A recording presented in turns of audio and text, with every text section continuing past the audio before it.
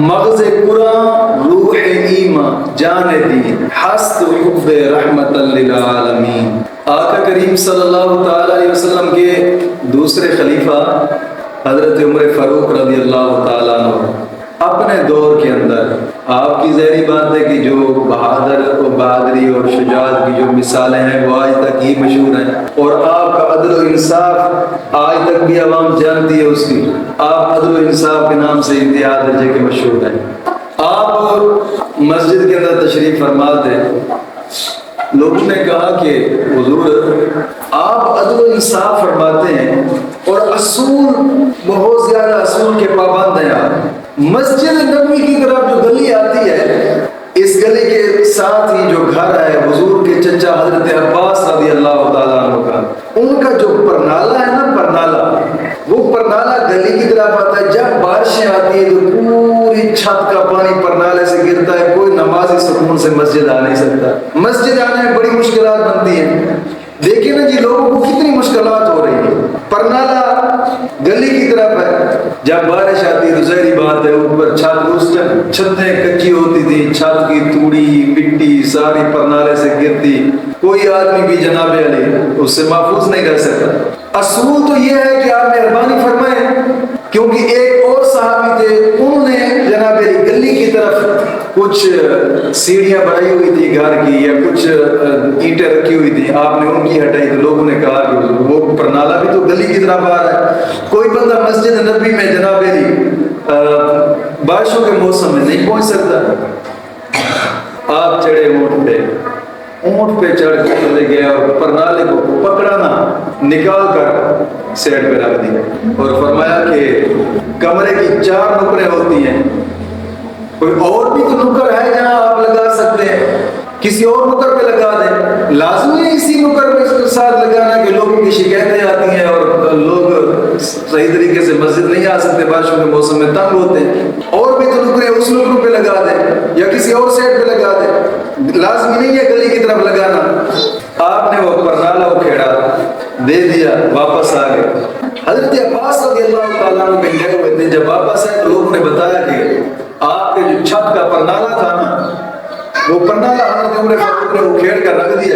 وہ فرما رہے تھے کہ جو اور نکریں ان نکروں پہ لگا دو، لازمی ہے کہ اسی نکر کے ساتھ لگانے، جب لوگ بارش کے موسم میں آتے جاتے ہیں تو مشکلات بنتی ہیں لوگوں کے لیے۔ حضرت عباس رضی اللہ تعالیٰ عنہ مسکرائے اور فرمایا کہ جو عمر جس نے اکھیڑا ہے نا پرنالہ، وہ خود ہی اپنے ہاتھ سے لگا کر جائے۔ مسکراتے ہوئے آپ نے یہ بات کہی، لوگ کہنے لگے کہ حضرت خیر، حضرت عمر تو وہ آدمی ہے کہ جس سے شیطان بھی بھاگتا ہے، ڈرتا ہے، اور ان کا روب اور دبدبہ اور عدل ایسا ہے کہ جناب علی شیطان بھی دیکھ لے تو پشت کے کو بھاگ جاتا ہے۔ آپ کہہ رہے ہیں کہ عمر خود اپنے ہاتھوں سے لگا کر جائے گا۔ آپ نے فرمایا جی، پر آپ نے وضو فرمایا، چلے گئے مسجد کی طرف، نماز کا ٹائم تھا۔ جب مسجد میں پہنچے نا، حضرت عمر فاروق رضی اللہ تعالیٰ عنہ بھی تشریف فرما تھے۔ آپ خاموش رہے، آپ نے بات نہیں چلائی، سب سے پہلے حضرت عمر فاروق نے ہی بات چلائی اور فرمایا کہ سرکار پرنالہ آپ کا گلی کی طرف آتا تھا، بہتر نہیں ہے کہ اور نکریں وہاں پہ لگا دیتے، کمرے کی 4 نکریں ہوتی ہیں، اور طرف بھی لگا سکتے تھے۔ اس طرح آپ لوگوں نے پرنالہ لگایا تو لوگ تنگ ہوتے تھے۔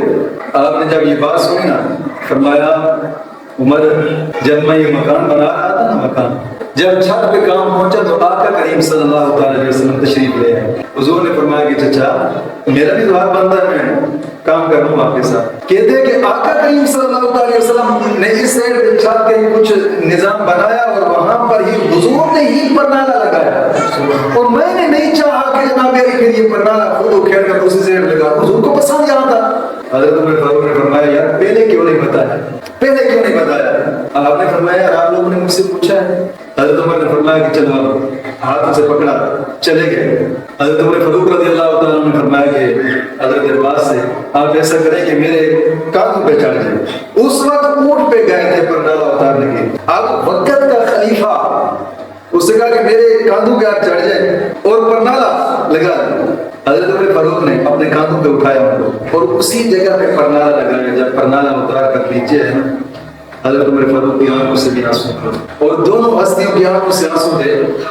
بات کرنے کا مقصد یہ ہے کہ جب حضور کی نسبت کی چیز آ جائے تو وہاں کوئی کام نہیں دیکھا جاتا، وہاں کوئی اور چیز نہیں دیکھی جاتی، صرف وہاں دیکھا جاتا ہے کہ آقا کریم صلی اللہ علیہ وسلم کی نسبت کس چیز سے ہوئی ہے۔ وہ کہتے ہیں نا کہ تن تندور ہٹان دا بالن اسا ہاں نال تبا ہے، عشق والے لوگوں کی باتیں پھر پر نالا لگایا گیا۔ جب لوگوں کو پتہ چلا تو پھر کسی نے بھی اعتراض یہ نہ چلایا کہ یہ کیا، پہلے وہ کھیڑا پھر جلایا، لوگوں کو پتہ چلا یار حضور نے یہاں پہ پر نالا لگایا تھا، بس اب کچھ کا کچھ ہو جائے یہ پر نالا کسی اور سے کوئی تبدیل نہیں کرے، یہاں پر یہ ہمیشہ نہیں لگا۔